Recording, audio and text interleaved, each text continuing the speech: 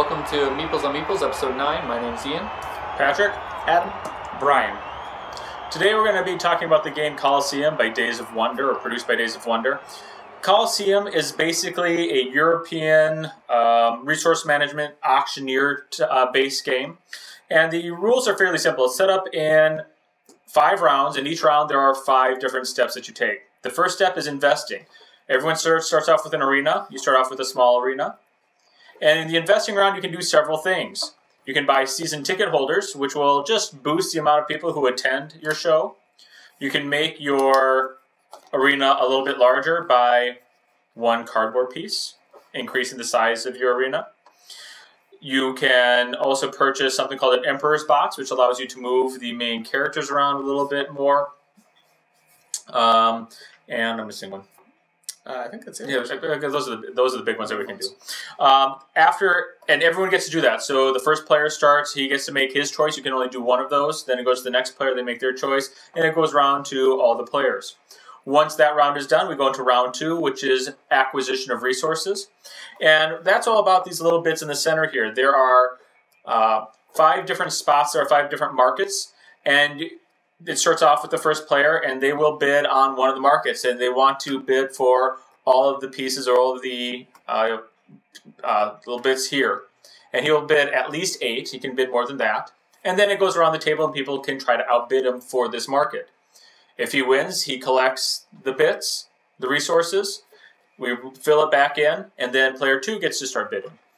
If he doesn't win, whoever does outbid him grabs those bits and he tries to bid on one of the markets that are left. And again, that goes around the table until everyone has purchased one of the markets and wins that way. Once that round is done, then there's a neat piece in it called trading, where you can actually trade resources with another individual. You can trade them for money or for a like bit or another resource. And that helps you round out your hand. After you're done trading, the goal of this is actually to put on a show. And at the beginning, everyone's dealt 2 shows that they can try to put on, and each show is going to require different resources.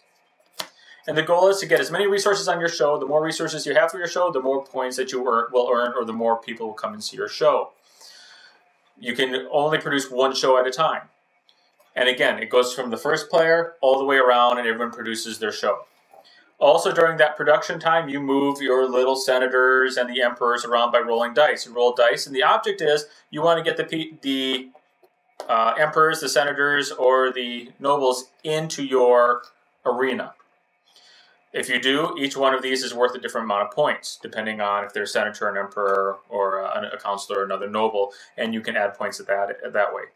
Once you're done moving all the pieces, once you're done putting on your show, you add up how many points you have. Those points are dependent on the show that you put on, how many of the peoples are in your spot, if you have any season ticket holders, and also if you have the most of some of these resources, you get extra points as well.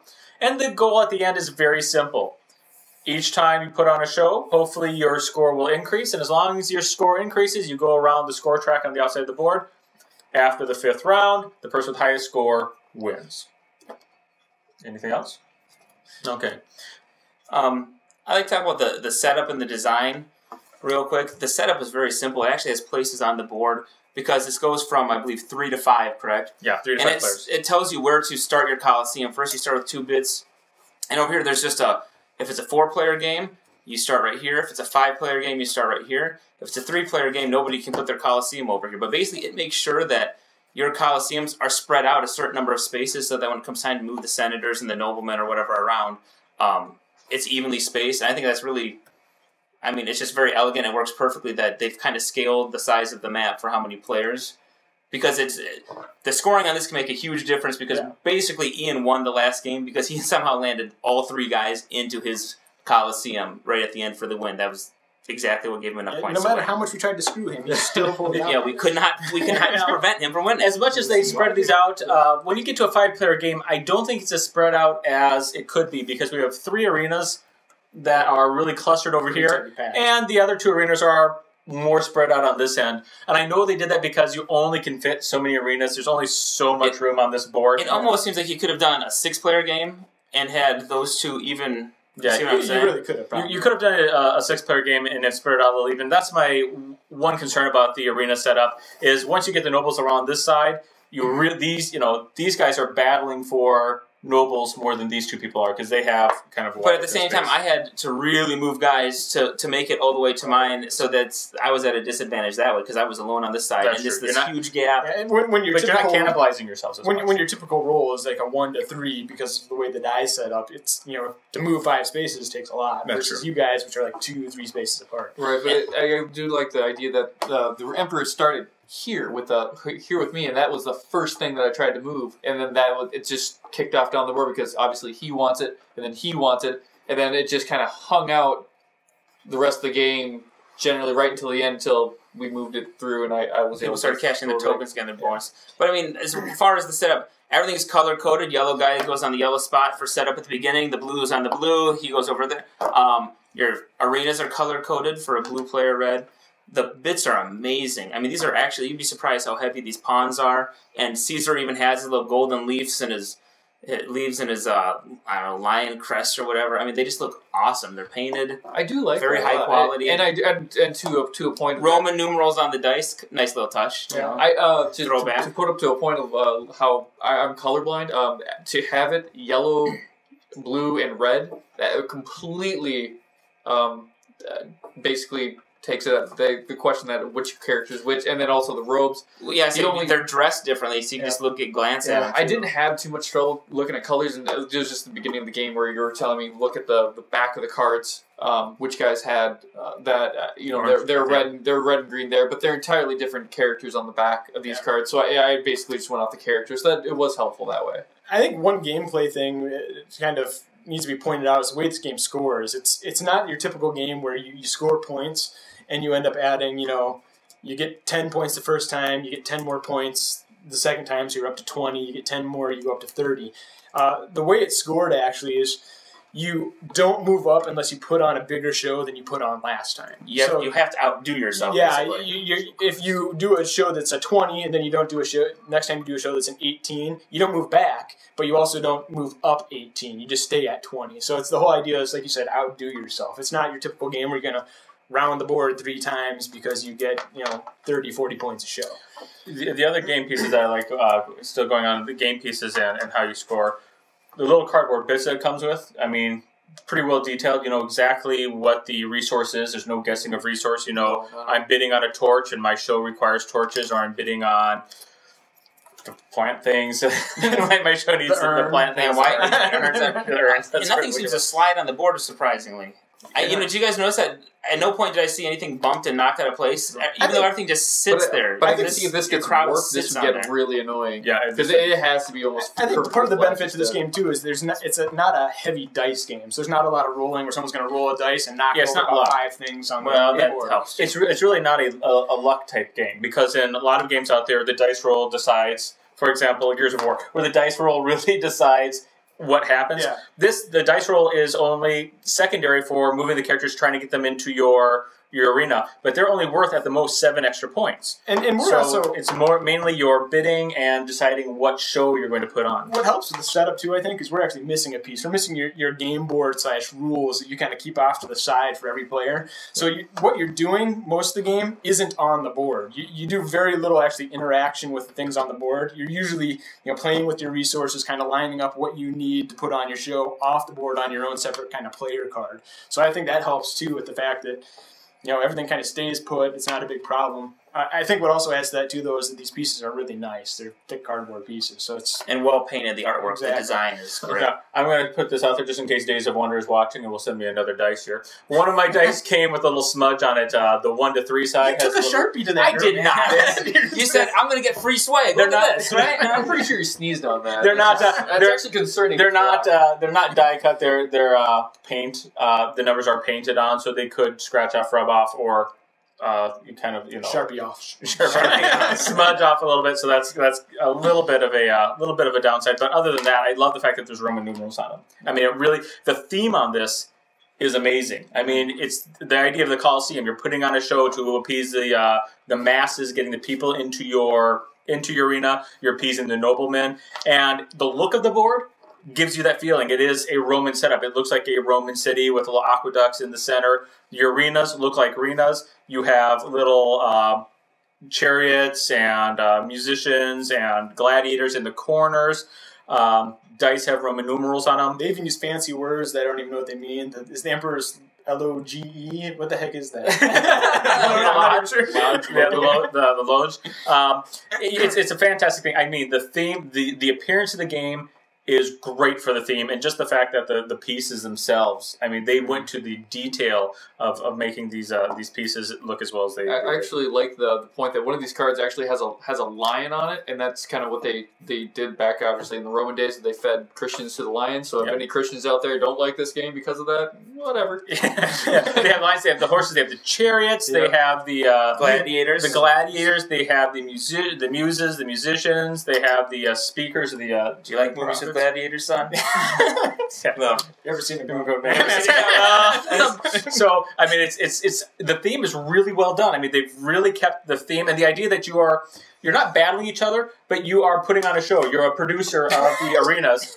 We didn't need that piece. We lost a person. Yeah. I don't even know what this is. This is just the mark what round it is. Yeah, mark what round it is. It's the that's the center marker. I didn't even move that. But it's just the fact that it actually makes you feel what it is trying to recreate, which is you're the producer of the arena shows, and it really does that theme very nicely. Yeah, I just as far as like being the rounds was kind of the weird thing. Is really short with that, and I don't feel like the number 100. I know it's out there, but that seems really hard to get to. I mean, we got up to maybe like the 76. Can you round that? I wonder. Is it possible to get over 100? I don't know. It's like game over. You're too good. Why not? I mean, I don't see why not. I don't know how you could get to 100. Now there is a variant to this game where we played the traditional rules, which is once you win a bid, you're out for the rest of the bids. There's a variant out there that says, if you didn't win on your turn, you can keep bidding on other people's turns. So even if I won one when it wasn't my turn, I can bid on somebody else's turn still. That is a variant, an extended rule, and they say that you can really crank up the score that way because you have tons of. But I would say the cash rule though to buy the shows would then be an issue. Yeah, well, that's the idea. You're more worried about in that case because in the game we played, we're more worried about the pieces instead of cash. But if you played the variant, you're more worried about cash. Because somebody's going to outbid you a lot easier. And I think we can probably actually get into the actual nitty gritty of the game, some of the strategy we went to when we're playing this. And I think Ian probably is one again who likes to. You won again. How did you do that? You've never played. This is the third time he's never played a game before, and he's won again. And we spent this entire game trying to screw him from the Roman. And we were all screwing him. Yeah, we've all played a bunch. I think we're not you going guys to win. Yeah, all you guys' strategy cards actually said, make sure Ian doesn't win. Yeah, that was amazing. In the politest sense. Make sure Ian doesn't win was an overall theme. However, though, I ended up you were nice enough to trade with me. Brian was nice enough to trade. I just didn't want to come in dead last. That prevented me from coming in dead last. Yes, I gave you the I was in the lead, and I still came in dead last. I think it's my smile. I think it's my charisma. It's my charisma and smile. People just want to. I hate you. Tell us, Master, what strategy points that we kind of came up with was that you want to complete your smallest show first and then move forward from there because then your shows that you completed actually then go towards the next show. They give you a bonus. They give you a bonus towards the next show. And you do get an option of 2 cards at the first time. Buying season tickets. One of our friends, Andrew, he actually kept buying season tickets. And he ended up, even though he only worked off of 2 shows most of the game, I would say up until 3rd or 4th round, he still did. He came in second, so I mean it was close. I know, and he had money. I mean, just bunches of money. Because he wasn't because the shows are the most expensive thing. Yeah, and he was just racking up the money. And I was nickel and dime and everything, right to the end. Which really helped his strategy, which was to screw Ian at that point.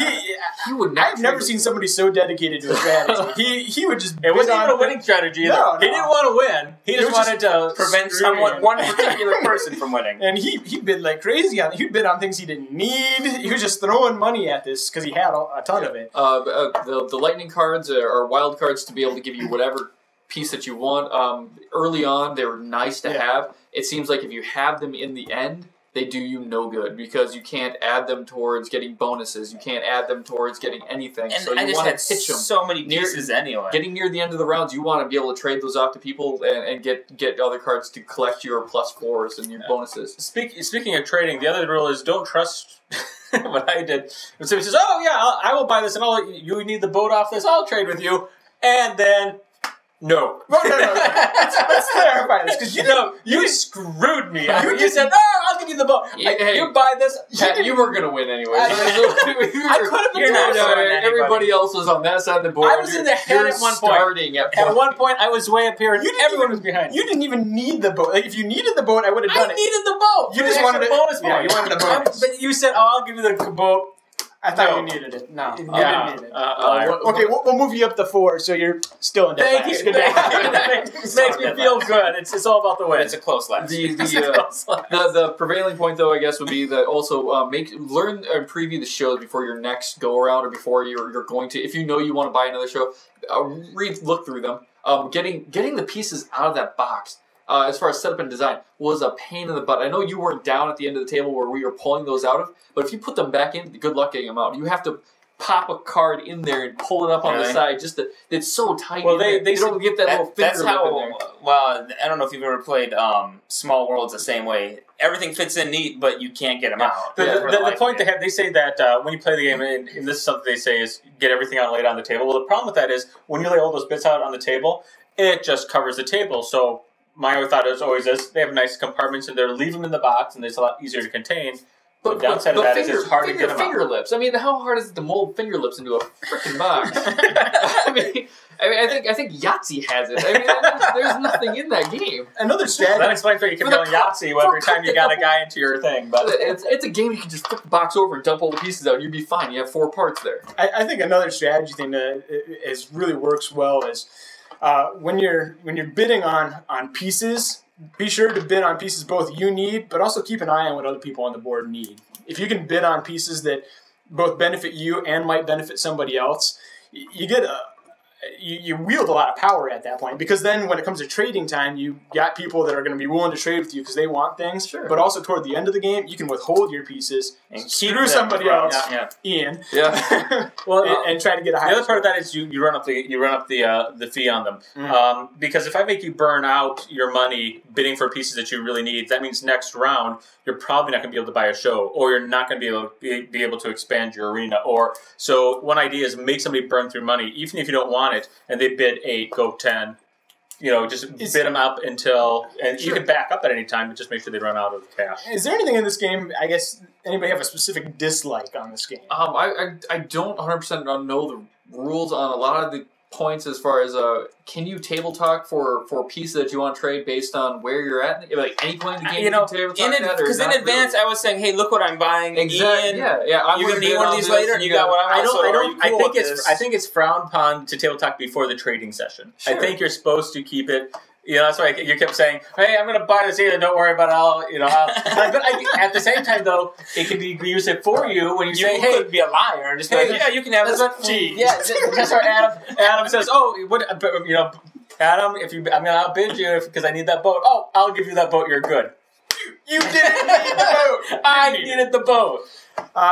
Any other actual dislikes, though? I mean, is that a game for you? Or? The learning curve, by the second round, which is obviously puts you way behind in a game that's only 5 bars long, or 5 moves long. I had the game kind of down. I just, there's a lot of rules. Said the guy who won the game. Yeah. Says the guy who didn't read the rules before the game began. I didn't read the card once, and I don't know what's on it. It's probably helpful. That would explain why your turn took 10 minutes. Yeah, I would say I was the slowest person at the table. I'm always the slowest. Going back to Days of Wonder, the producer of this, the cool thing about Days of Wonder, and I really appreciate their website. It's a fairly easy website to go around, and they place the rules in a PDF format on their website. So even if before you purchase the game, you want to see what it's like, you can go to Days of Wonder and read the rule book, which we suggested to most people in this podcast here. Some individuals did not decide to do that. I have a small child at home, but he's still new, and I'm like a small child at home.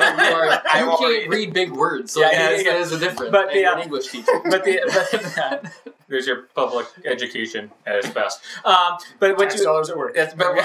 But you can read it. You can read it there to see if you like them. And I really like a company who does that for its players. Who says, check out the game. Here's the rules. They have the FAQ online. And the good news about this game, there's not a lot of frequently asked questions. That's what I loved about it. I looked on the site to see how long the frequently asked question is. Simple rules. It's very simple and very well laid out. With that, I think we can probably get to our reviews. start on this end like normal? Okay, absolutely. We go scale 1 to 10. 1 is the game's completely broken, unplayable. 5 is it's okay, not for everybody for sure. Formula D. 10, you should own it. So on a scale of 1 to 10 on this one, I really like. I'm gonna go an 8 because I love games where even when it's not your turn, you're invested in what's happening on the board and whatnot. It's the pieces. I'm a sucker for nice bits too, and this is probably one of the, as far as Euro games go, they can be so plain sometimes, but they just went all out with awesome pieces. That helps. But no, just the fact that there's the option to trade later with each other. Okay. You want to keep an eye on, see who bought what, because I can only bid on one thing, so I might get one of the, okay, I need the gladiator, but I still need the horses, or I still need the chariots, and Ian just took a ton of those, so you have to pay attention so you know who to try to trade with later. And it just basically keeps you in the game at all times, which is totally awesome. And it plays quick. Yeah, it should have. It should have played up to 5. I was slow. It plays quick when people read the rules or read the player sheets. So anyway, I'm gonna go solid 8. Highly recommended for me. I love it. I actually can keep my review pretty short because I think Brian hit on everything that I really like about this game. I too would give it an 8. One of the first games I bought actually was Stone Age. I think a very similar type game. Even the board setup looks a lot alike. The scoreboard around the outside edge. I really like these bidding games. Except for Manhattan Project, but we'll get into that in another video. That game is an abomination. Meeples@gmail.com. Yeah. But anyways, I'd give it an 8 for many of the same reasons. It keeps the tabletop going. It keeps everybody involved, even when it's not your turn. It moves, once everybody knows the rules, it moves really quickly, so people are, just keep moving as long as everybody's keeping up with the game. The bits are really nice. Like I said, I give it an 8 for almost exactly the same reasons. I give it an 8 for several reasons. First of all, I love the theme. And I love how the look fits the theme. I like everything about it. Days of Wonder went all out. I love when the theme comes together with all the gameplay, like Formula D. Yeah, and all the pieces, but all the pieces, so boring. All the pieces look great. All the pieces look wonderful. So I like the fact that it's themed. It looks great. Unlike some other bidding games, this also has a nice set of what I call Scrooge with it. Which is, it's not just me placing my pieces and trying to get my stuff and keeping it together, which is some of my problems with some of these types of games. This one is, I want to get my stuff. I'm going to bid against you getting your stuff, and I'm also going to screw you by moving people out of your space. Oh, so when I do it to you, it's bad, but when you do it to everybody else, it's great. It's hilarious. I love it. But I think it has that. There's actual player interaction that you don't see in a lot of other bidding games. So I think it's a really solid. And plus, the rules are simple. Mm-hmm. And they don't require a lot of what happened next. Yeah, this is probably one of the few games where we weren't jumping to the wiki or the FAQ or pulling out the rule book all the time. Yeah, it's smooth as fast as quick. Well, if everybody read the rule book, it would have been a lot easier. You weren't pulling out the rule book all the time. Right? I mean, there's a couple points that we kind of we just wanted to clarify a couple things, but that wasn't too bad. And then we went to the FAQs online for what was the question. It was a simple question. Actually, it's in the rule books, and it answered in the rule books. But it was, what happens if 2 people match with bidding? And then when we read the rule book again, in fact, we're like, oh, of course, you can't match because you always have to one-up the next person. So it wasn't a problem with the rules. We were just...